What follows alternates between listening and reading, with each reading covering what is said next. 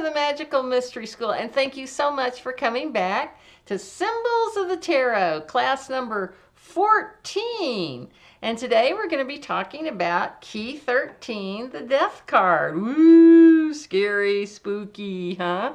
But first, I want to say a couple of things. First off, I had this is my Ace of Pentacles t-shirt that I got from the Hedge Witch Tarot channel, Hedge Witch. So if you're interested in something like that, they're really cool. And I meant to mention something last time because I had my Justice card t-shirt on. So anyway, if you wanted to show those off a little bit. And if you're just finding us, and this is, you're like, well, what about class 3, 4, 5 or whatever? You can just go to my icon down below and hit that and go to my channel, and then you'll see a little tab for playlists, and all the lessons will be there for tarot. And there's also lessons for astrology for beginners, if you're interested in that. So I certainly hope you do look back and look at all the older lessons too. But please like and subscribe, that would help me very much. Okay, so the Death card. What are we talking about here? Well, it can mean, leaving this 3D earthly plane, but what it typically means in our modern world is it's a card for transformation, death and rebirth, that you have to become someone new to become your own authentic self. We've been pretty programmed, ever since we were little kids and stuff. So that's really, so don't let this freak you out too much. It's more of a symbolic idea than a real death. So we're still on the Fool's journey. And we just finished up with Key 12, the Hangman.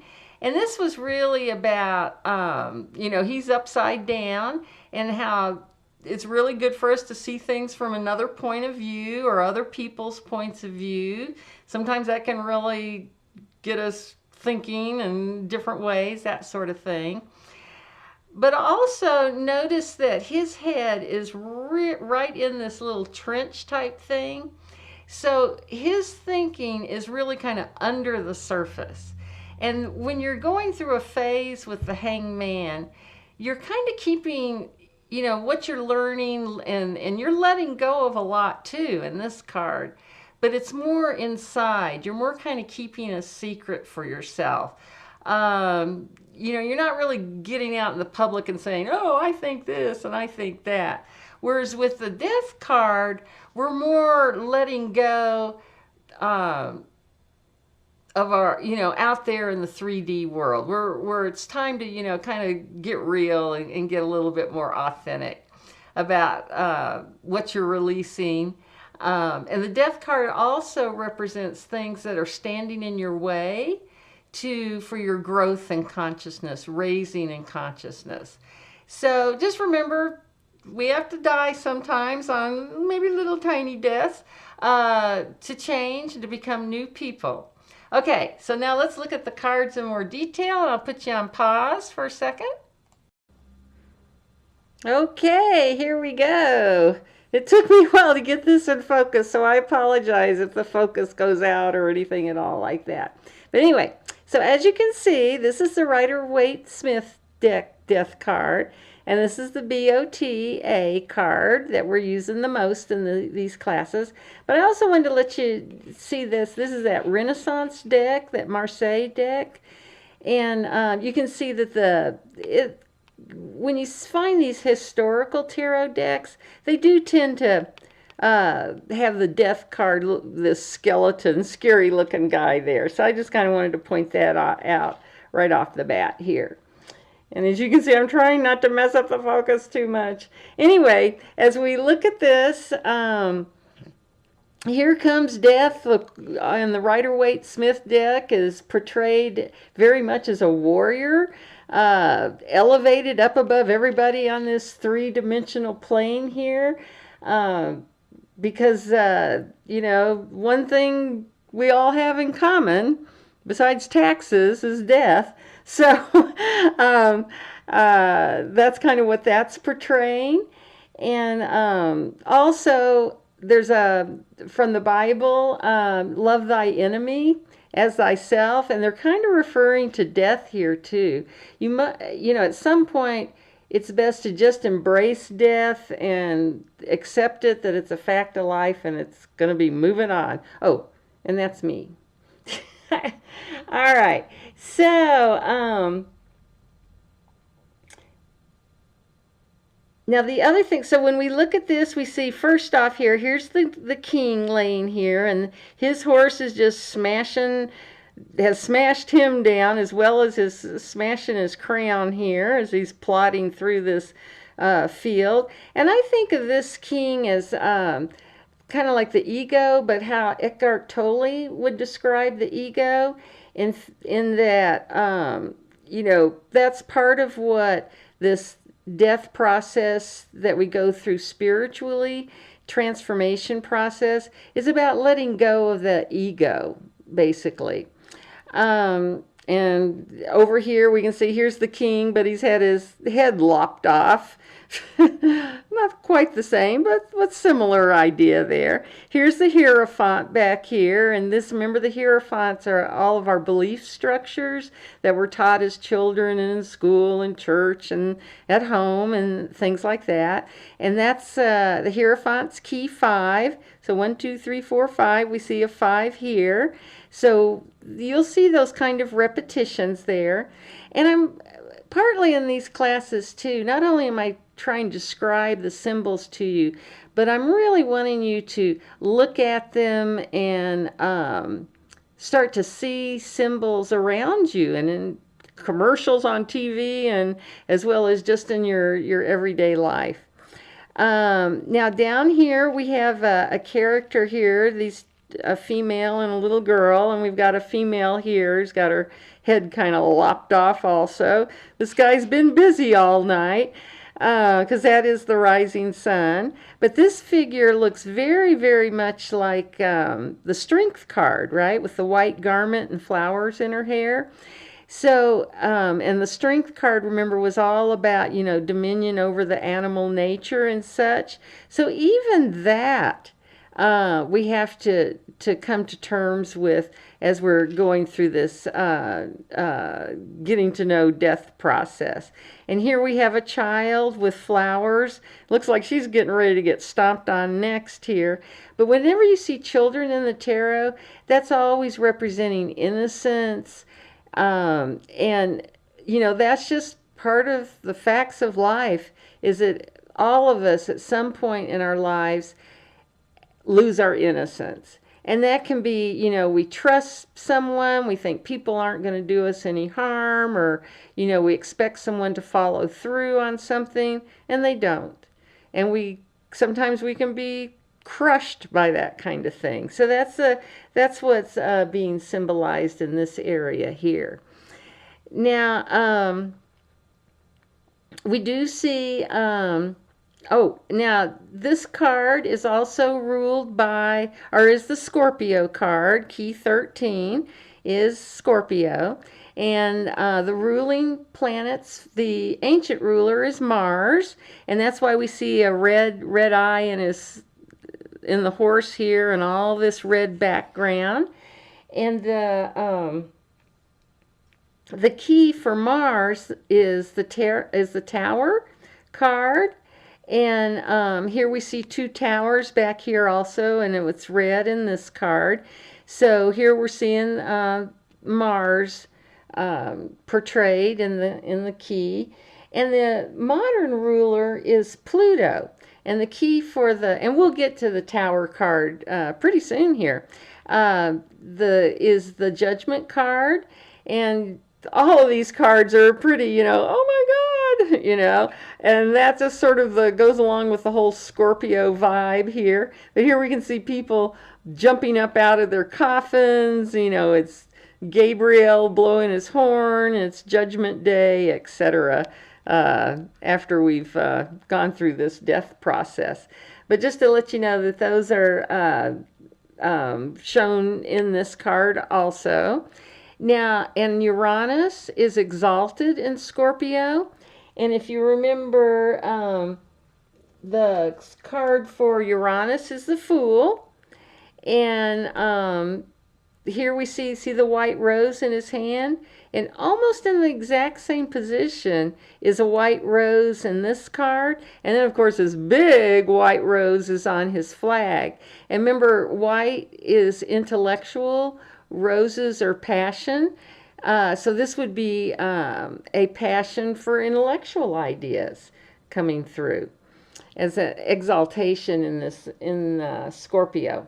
Oh, and I forgot to mention when I was showing the female and male there, this does kind of relate us back to the Lovers card too. So we got the female on this side and the male, and here's that triangle again that we're going to see repeated over and over throughout these tarot cards. Well, my focus is staying pretty good so far. Keep your fingers crossed. Okay. And I should also mention Scorpio is fixed water. And again, it's, it also rules the 8th house. And you can see the 8. See how there's an 8 formed with his arms and the staff of his sickle there. So again, we're getting a little clue about that too. And the 8th house is sex, death, and other people's money. And those are also notorious for things that we can get addicted to. Okay, so Scorpio does kind of rule, places where we can lose ourselves in our addictions, basically. And also, sex and death and, death and reproduction, as well as, not only spiritually but physically, are also part of this, shows the linkage between reproduction and death. And I think we're having a time with that here in the United States with people figuring out that reproduction isn't always, lollipops and rainbows. Sometimes there's some real difficulties there. Anyway, enough. I don't want to get too political on you here. The color for Scorpio, as well as the death card, would be blue-green, turquoise type color. And the note that if you wanted to meditate to that would be G natural. Okay. So now we do see this stream. There's a stream going through both of these cards. And, streams always mean stream of consciousness in these cards. So there it goes. And also, in this card, too, we can kind of think of the water as, showing us a seasonal, high tides, low tides, when the water, when there's a melt off and the stream gets fuller or flooding and that, or lower when during droughts and that kind of thing. So there is sort of a cyclical nature to the water too that we want to be aware of. Now the sun is rising in the east, and just, be aware that most of the time in these tarot cards we're facing east. Okay, and actually with meditating, it's a great idea to meditate if you can find a place to face east. Now, east is the direction of Venus, but that can be very beneficent and very, very, very fun, actually. So yes, this our Grim Reaper here has been busy all night long, lopping off heads and other body parts here. But a new day is dawning, and that tells us of rebirth and optimism, the whole idea of resurrection. Even while we sleep, we do a lot of spiritual work in our lifting our consciousness and figuring things out and that kind of thing. And we also change a lot physically while we sleep. We shed a lot of old cells and grow new ones so that we can heal. I mean, I'm sure you've seen it with just a little scratch on your hand, how much it can heal, how quickly that skin can come together, especially overnight. And sleeping is one of your best healing tools that you've got. Let's see. So again, sleeping is a place where we can change our outdated ways of thinking and that sort of thing. Um, Now, to get down, let's look at this skeletal figure here. Get down to the real skinny on this one. And at first glance, it just looks like a skeleton moseying through the landscape here. But look at how, if we put skin on this guy's body, look how he's definitely moving this direction. But look how he's had to twist his whole torso here. So it's, no human body could do that and keep functioning. Um, and the same thing with his head here. Look how it's cranked around over his shoulder, and his shoulder is bent up at a very, looks like a pretty uncomfortable angle also. And is my focus staying good there? I think so. Okay. What that's representing is the Kundalini energy that goes up through your spine, up to your brain, and you want to talk about getting a whole new perspective on life. Ooh, watch out for that one. And it can come upon you at any time. Anyway, so this is telling us about that, giving us a clue about that Kundalini there. Now, some other symbols, we see a foot here, and wherever we see feet, we think of Pisces, and Pisces is another water sign. Scorpio is fixed water. Pisces is mutable water. And also over here, they say his hat here almost looks like a fish, and again referring back to Pisces. And those hands, I mean, think about it. Those hands could, oh no, oh, it came back, good, okay, could basically just be your own, think of your own hands coming up, and they would look just like that coming up out of the ground if you had been buried or something before your time. The open hand takes us back to Virgo, or the Hermit. And let's see, I mentioned the 8, and is there? Oh, and there's the T at the top of his staff of his sickle, and that refers us back to Tav, which is the card or key 21, the World, the last key in the major arcana. And again, that's referring us back to cycles. The World card always represents the ending of a cycle. And I think, oh, and the blade here reminds me anyway of the moon, all right? And it's kind of got that silvery gray color, the high priestess there, helping us out a little bit, get in touch with our secrets. And last but not least is a little mustard seed up here, and that's a biblical reference. The mustard seed is always represented as a teeny tiniest little seed that they had back in biblical days. And so it represents and there's also 5 little lines coming out of the seed there, again coming back to that Hierophant. But that little mustard seed is telling us, with faith, we can grow and get bigger and bigger and bigger, even if with the littlest, teeniest, tiniest start. In fact, when I was going over this, I was thinking, maybe I should change my channel name to the Mustard Seed Channel. Hopefully it'll grow. Okay, and get bigger and bigger. All right, let's see. What else can I show you here? Just to show you some other cards. I thought this one here to talk about a spooky one. This is from that Spellcasters deck that I like so much, and they even have this like Gollum figure down here. He's got his skeleton under there, but he's a little lackadaisical Grim Reaper, I think, with his scythe just over his shoulder, and there's a few faces and hands in the land. But this one just cracked me up. That's that kitty tarot I was showing you guys. And their death card was the vacuum cleaner. If anybody's had a cat, they know exactly what the cat does as soon as they see the vacuum cleaner come out of the closet. It's like, run, hide! But they do have the sun, coming up on that eastern horizon. Okay, everybody. Well, this one's gone way long enough. And thank you again so much for watching. And just remember, from here to there, from there to here, funny things are everywhere. Bye.